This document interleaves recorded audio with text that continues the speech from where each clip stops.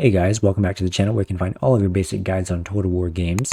Make sure to join the newly created Discord channel in the link below. Today we are looking at the unit roster of Bretonnia. Bretonnia's strengths lie in their cavalry. Their main playstyle is to use their mediocre frontline infantry to hold as long as they can while their cav flank the enemy front lines. Other than the cav, the rest of the roster is very weak compared to other factions. Peasant mob are an extremely cheap unit that should be used like the Skaven slaves. They are used as meat shields for your better troops, keep peasant morale boosted and protected with a hero or lord, and as well as the Grail Reliquae. Men-at-arms are your first true frontline infantry. They may not be able to hold against their own units in the same category, but they can hold longer and deal more damage than the peasant mobs. They are an excellent early game building block unit and a cheap chaff that can deal a bit of damage before routing. The spearmen at arms are just the anti-large frontline unit. Keep one of these on each of your flanks to guard from cav charges. Their weaknesses still lie in their leadership, so be sure to have some lords, heroes, grail reliques nearby to buff their leadership. If you have access to the shielded version of the men at arms, you should take them all the time. They have higher melee defense, giving them a bit more staying power, but still not as good as other frontline units from other factions. And also, their leadership is still their biggest weakness.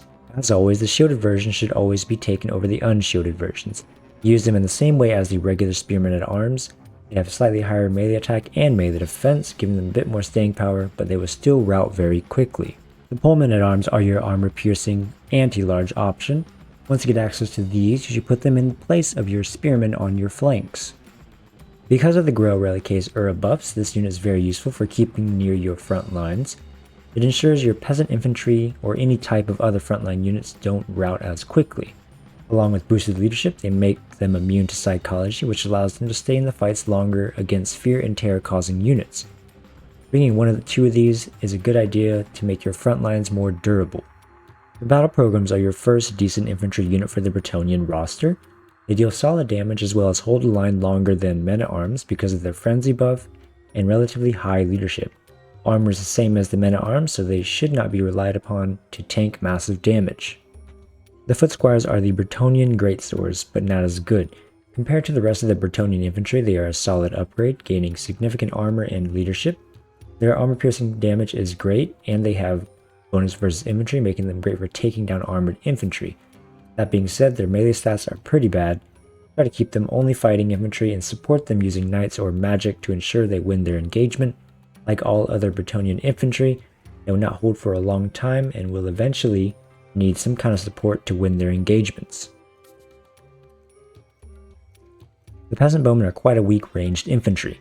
They have very low leadership, low armor piercing, and negligible melee stats. However, they are incredibly cheap and disposable. They are also the only ranged units for Bretonnia, so they are a necessary component for their armies. Be sure to prioritize lightly armored units as their large volume of fire will eventually add up to a significant amount of damage. The peasant bowmen with fire arrows are the same as the regular bowmen, but they have flaming ammunition. These versions should be brought whenever you are fighting the undead factions. The pox peasant bowmen are useful in firing poison ammunition into the frontline engagements. This provides great support for the very weak Bretonnian frontline infantry. You can fire into heavily armored infantry, but it won't be as effective, but it will still generate some value with the poison debuff. The yeomen are the lightest of the Bretonnian cav. These are notably faster than all of the other knights and are very good for chasing down archers or artillery pieces. Vanguard deployment also helps them come from unexpected angles of attack. These are some of the best light cav in the game for their cost and efficiency. Just remember that they are not suited for the hammer and anvil tactic. The knights errants are the weakest of the Bretonnian knights. These units rely on their charge bonus to deliver devastating damage to infantry, but they won't excel at anything else. Their speed and mobility allows them to get around the flanks of the enemies, either disrupting archers or artillery, or slamming into infantry from behind. If you have both knights errants and yeomen in your army, use the yeomen to charge down the back line while the knights errants slam into the infantry. The Knights of the Realm are the mid-tier Bretonnian cav. They function as better knights errants with the addition of bonus versus large. This makes them great for charging enemy cav or monsters. However, they lack significant armor-piercing damage. Overall, these knights are solid for their cost, but they will struggle against heavily armored units. The questing knights are the more dedicated armor-piercing cav. Their two-handed swords means they have lower charge bonus but better melee stats. While it is still recommended to use them for cycle charging, they can definitely stay in combat much longer than most Bretonnian cav. Make sure to prioritize using them for your hammer and anvil tactics. The Grell Knights are the premium heavy cav unit in the game. They have perfect vigor combined with a high charge bonus and leadership, meaning they can devastate most enemies on the charge. These units are quite expensive to upkeep, and if they are swarmed they will lose like any other unit. They are best used for cycle charging the flanks of the enemy front lines. They also have decent anti-large bonuses, making them great for taking down other cav or monstrous units. The Grell Guardians are the melee cav version of the Grell Knights. They sacrifice charge bonus for higher melee defense. These cav can be kept in melee instead of cycle charging because of their higher melee stats. Prioritize charging them into the flanks of the more elite units on the battlefield to generate the most value. The Mounted Yeoman Archers are a missile cav that offers the same benefits as the Mounted Yeoman with the obvious bonus of having ranged attacks.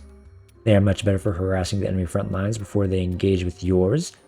Then you can bring them around their flanks and fire into their backs. The Pegasus Knights are small in number but can be devastating if utilized correctly.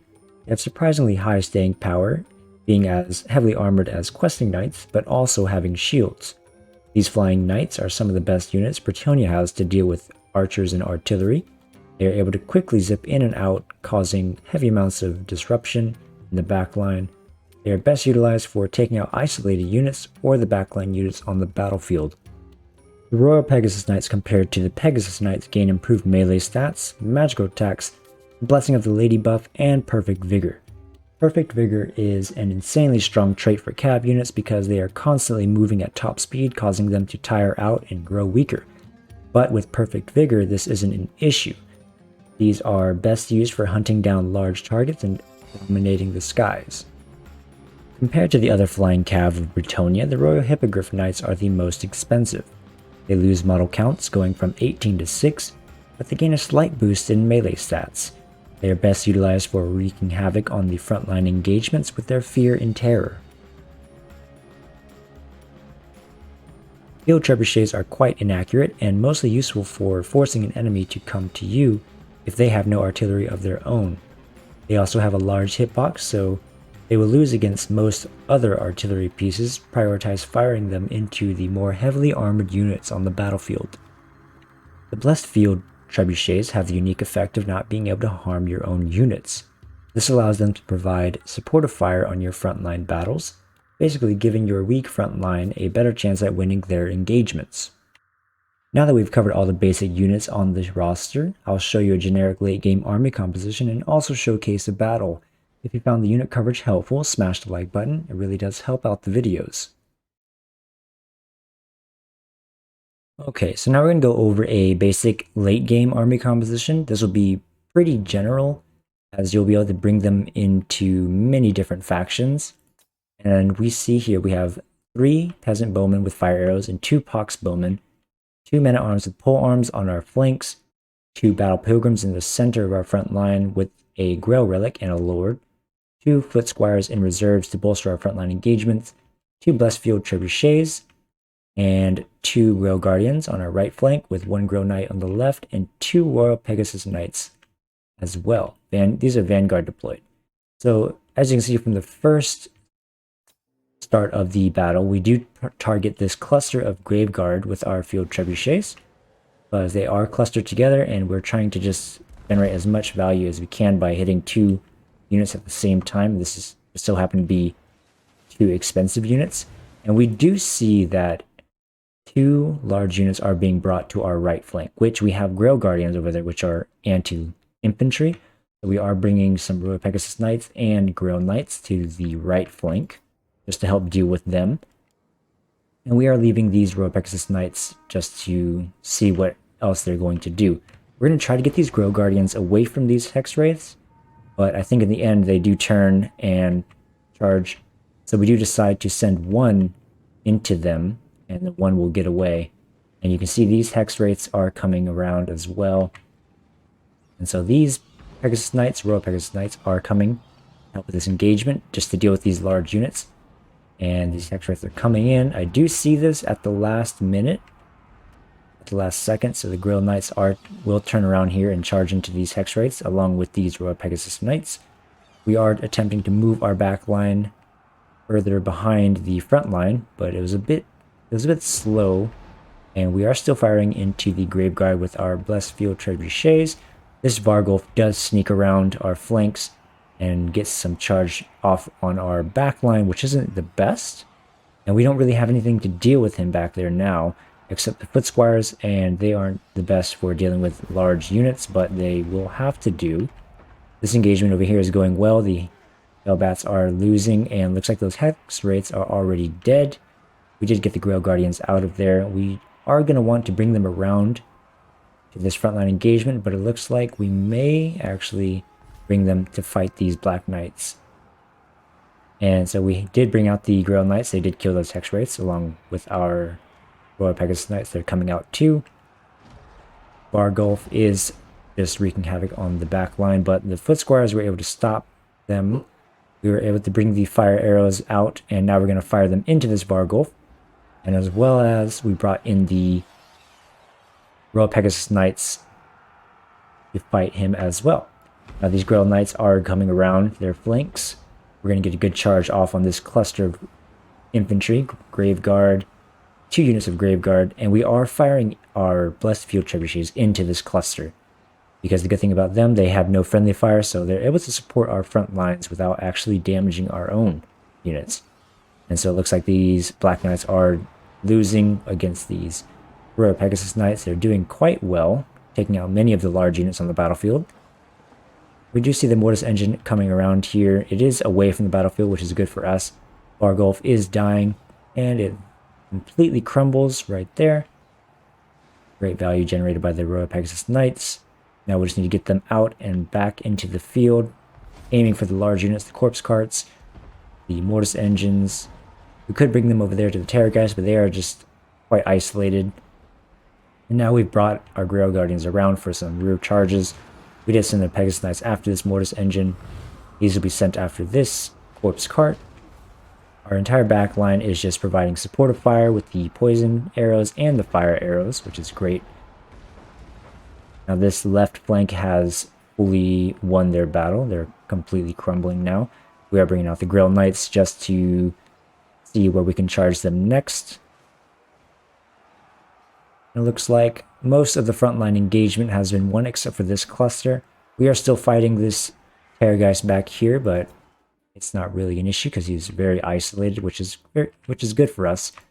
And the Mortis Engine has been brought back into the fight. We did send our Pegasus Knights out there to deal with that Terrorgeist, and now we're bringing the Royal Pegasus Knights into this cluster of infantry, sending these Grail Knights into them as well, and just focus firing everything into that last cluster of infantry left by the Vampire Counts. And this should actually wrap up the battle. As everything starts to crumble, we are firing the trebuchets in there too, because we don't really have to worry about any friendly fire. And that is actually the end of the battle. So that about wraps it up for our Bretonnia unit roster guide. I hope you found it useful for your Bretonnian campaigns. If you enjoyed this content here, make sure to drop a like. Also, hit that subscribe button to keep up to date on any future guides I release.